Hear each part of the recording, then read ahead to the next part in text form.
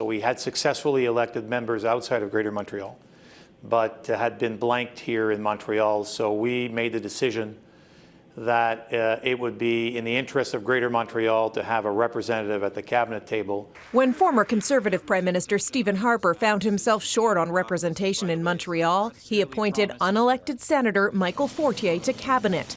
Facing the loss of all 4 MPs from Alberta and Saskatchewan, Liberal Prime Minister Justin Trudeau has committed to representing the West. This is something that I take very seriously as a responsibility to ensure that we are moving forward in ways that benefit all Canadians, and I will be listening and working with a broad range of people to ensure that that happens. But picking a senator is not really an option for Trudeau. He kicked Liberals out of caucus in the Senate to make it nonpartisan.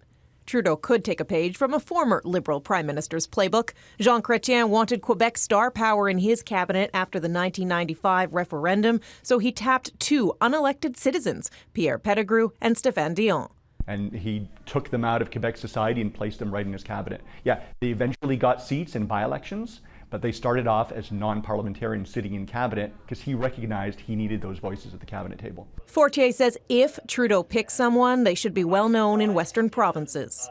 Regardless of how this person makes it into cabinet, people will forget that very quickly and say, well, she's there, she's our spokesperson, and we want to deal with her. And former Chief of Staff to a Conservative government House Leader, Yaroslav Baran, says there's another option available. Trudeau could appoint an advisory council with leadership from Alberta and Saskatchewan, making sure oil and gas is at the table.